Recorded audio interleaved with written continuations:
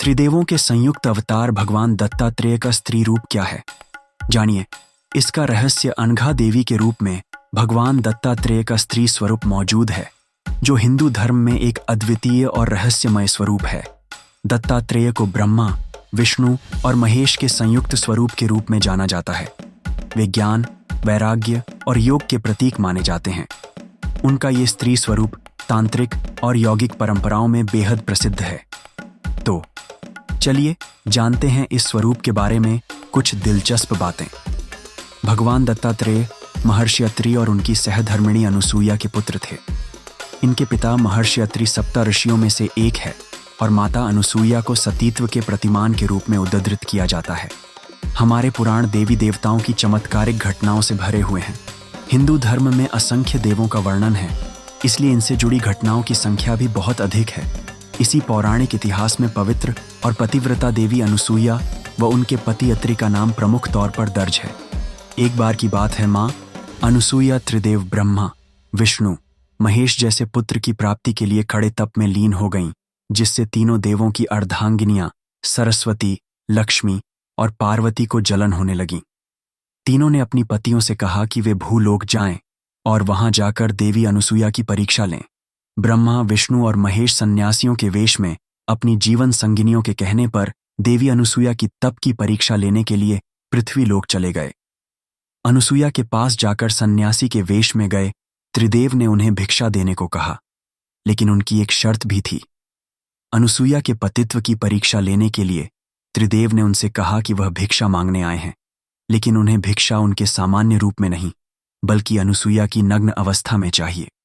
अर्थात देवी अनुसूया उन्हें तभी भिक्षा दे पाएंगी जब वह त्रिदेव के समक्ष नग्न अवस्था में उपस्थित हों। त्रिदेव की ये बात सुनकर अनुसूया पहले तो हड़बड़ा गईं, लेकिन फिर थोड़ा संभल कर उन्होंने मंत्र का जाप कर अभिमंत्रित जल उन तीनों सन्यासियों पर डाला।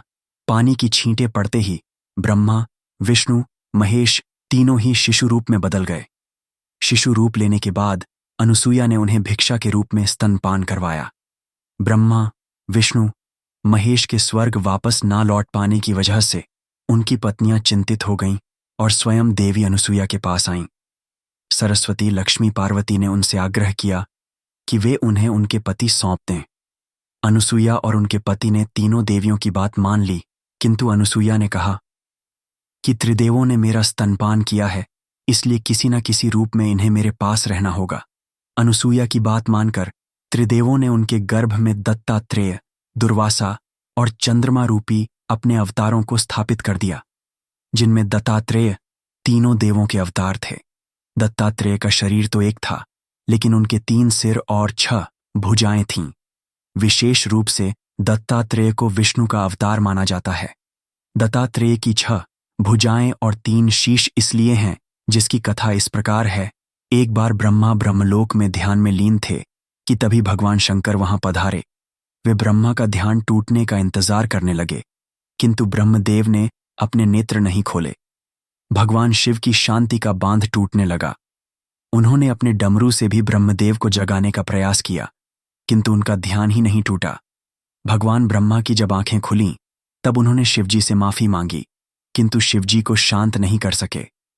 उन्होंने भगवान सत्यनारायण का ध्यान किया, जिससे भगवान विष्णु ने उनके क्रोध को शांत किया, किंतु उनका अंश आधे से ज्यादा नष्ट हो चुका था। तब देवी अनुसूया ने जब तीनों में से 2 शिशु अर्थात चंद्रदेव और दुर्वासा को जन्म दिया। दुर्वासा सबसे बड़े और चंद्रमा दूसरे स्थान के पुत्र थे। जब तीसरे शिशु अर्थात दत्तात्रेय का जन्म नहीं हुआ, किंतु अनुसूया को प्रसव पीड़ा होती रही। तब ब्रह्मा जी और शिवजी को सारी बात समझ आ गई। तब उन्होंने अपने कुछ अंश भेजे, जिससे दत्तात्रेय के गर्भ में ही 3 सिर और 6 भुजाएं हो गईं। दत्तात्रेय के अन्य 2 भाई चंद्रदेव और आर्षि दुर्वासा थे। चंद्रमा को ब्रह्मा और राशि दुर्वासा को शिव का रूप ही माना जाता है। जिस दिन दत्तात्रेय का जन्म हुआ, आज भी उस दिन को हिंदू धर्म के लोग दत्तात्रेय जयंती के तौर पर मनाते हैं।